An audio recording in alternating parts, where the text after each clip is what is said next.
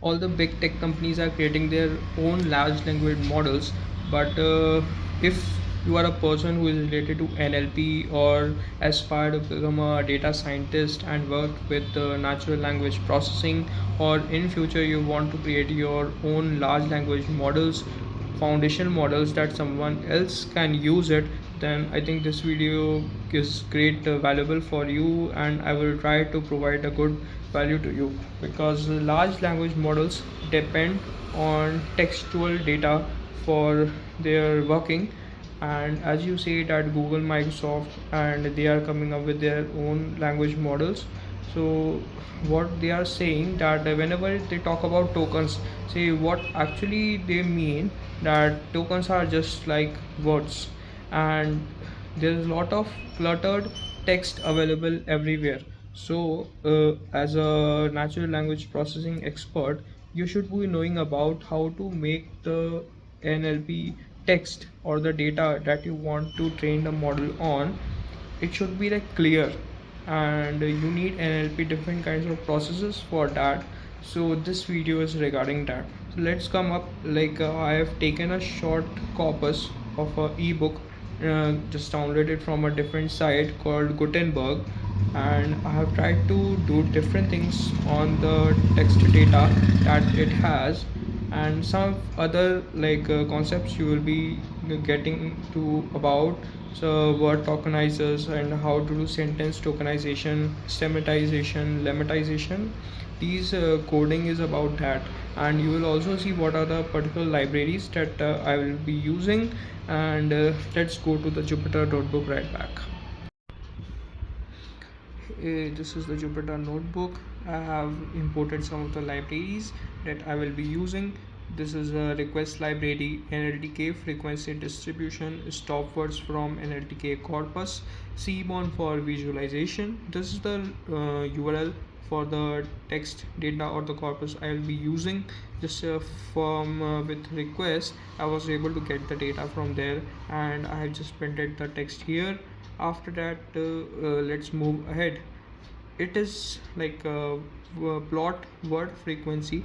I have here made a custom defined a function which just gets the frequency of all the words, and it is about top 15 words or top 10 words, whatever we want, and it shows us the labels of the words or what are the words and how many times that word is coming. So it is plotting a bar plot, x labels and y counts. So let's move forward how it shows like. So if we are taking 15, then it giving us these words there with their frequency distribution. Stop words are generally words that are not so important and have less meaning, then so we can remove them from the training process, because they don't hold a specific meaning that is important for us.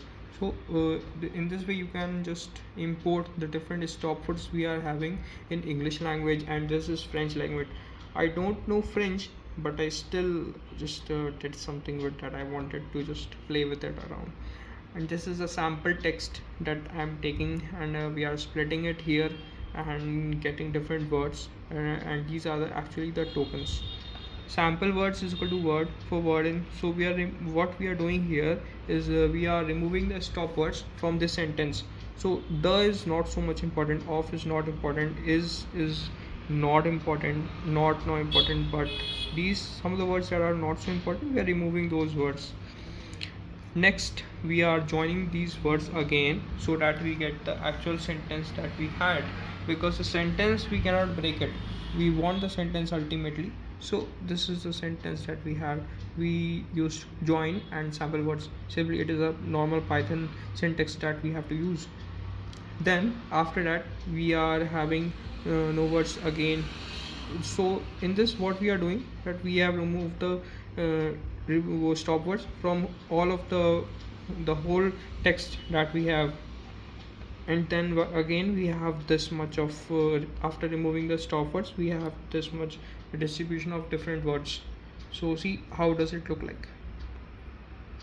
Now again, just what is this? Yeah, so it is a demonstration of how we are tokenizing word tokenized. So whenever the different companies say that we have trained a model of this much tokens, so it means that they have trained it on this much words. It is from my perspective, I think so.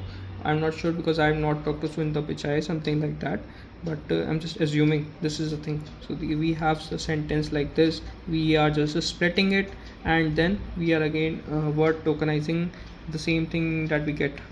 A little bit of difference is there, that in tokenize, when we use word tokenizer, then we get this punctuation marks different, but here they don't have punctuation marks, right? So then we have sentence tokenization, because it will create the tokens of the sentences that they have. And then this is a tweet, like whenever will be using the tweets, then we can use a tweet tokenizer. But yes, again, these tweets contain some hashtags things, then here we are using regular expression tokenization for that. And we got these two hashtag terms with us. That is good. Yeah. Now again, what we are moving towards is count vectorizer. So count vectorizer works something like this, that you have some sentences and you are tokenizing it, and then you are making the same sentences to the same document and removing the stop words, then you are again joining it. So these are the things that we have done. So these sentences now have no this no stop words. Yes. Now what we are doing, that we are converting these words and taking into some matrix format, like it shows us that how these things are, how what is the frequency of these words. So it is kind of a sparse matrix that we have. It is a bag of word model that we are actually creating here. If you don't know, or no, I don't know, but I'll share a post on LinkedIn or somewhere, that what is bag of words. So here are the features that we are having. So here we have 12 distinct features or distinct tokens, and it clearly shows that there are three sentences that we have, and what is the frequency of each word in the different sentences. So it is three documents, so we have only three rows, and we have 12 features or 12 different tokens. That's why we have 12 columns: 1 2 3 4 5 6 7 8 9 and 10 11 12. Sorry for this train noise, I can't remove it. Some things we can't remove. Yeah, it has gone now. Yes. So here's another text that I have. So it is imported pandas. I have CSV file. So it is kind of a spam and ham data set, where I have some of the messages I have, and there's a label. Now going forward, yes, it is the labels that we have taken 50 sample rows, and again the same for messages. Now yes, this is the messages that we have, distinct messages. Now we are doing the pre-processing. Simply we are just taking in a lower format, removing the stop words, joining it, and just giving that whole document without any stop words. Now let's move forward.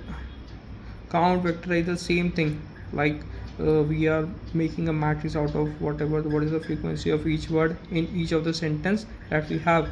So here it is the model. If we see the shape, so it is 50 and 383.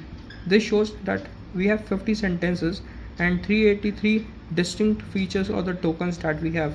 So this is the matrix that it is showing. So in the same way, if we get, these are all 383 terms that we have. Now they are basically columns, 383 columns and 50 rows, because we have 50 documents out of 50 lines that we have. So again, it is vocabulary. If you vocabulary size is generally, what is vocabulary? It is showing 383, right? Then yes, vocab size is actually the unique words that your model, or the bag of words model you are having. Now again, let's move to this stemmer part, potor stemmer and snowball stemmer. So let's see how it works. So here I have this some custom text that I have having, just printed it, and we have same lower converting into lower, then tokenization, and just put some this is a initialized stemmer, put a stemmer, and then just did this stem part for the tokens in tokens. So for each of the tokens that we are having, converting it, just stemming it. So we have some stemmed version, put a stemmed version. Then after that we did the same thing with the snowball stemmer. Here we created a data frame and just took out some of the examples where token is not equal to porter stemmer and token is not equal to snowball stemmer. Yes, so here is it. Now we will go to wordnet lematizer. Lematizer is something very different because lematizer also takes into consideration that what are the same words but different university or universal, or comes to base to universe, but still both are different, their context is different. So these things, wordnet lematizer is kind of a big text something like redesign module, and we can use it for our purpose. Then after that we are using wordnet lematizer for this. The same thing we are doing and just checking how it actually affects, like how are the things going on. There are some nuances that we have to take into consideration, but I'm not talking about those right now. Yes, so I have some another text here that we have. We will move forward a little bit. It is a big text. Yes, it is a big text. Yes, so here what we are doing actually is something we are calculating that which kind of a stemmer or some lematizer works faster.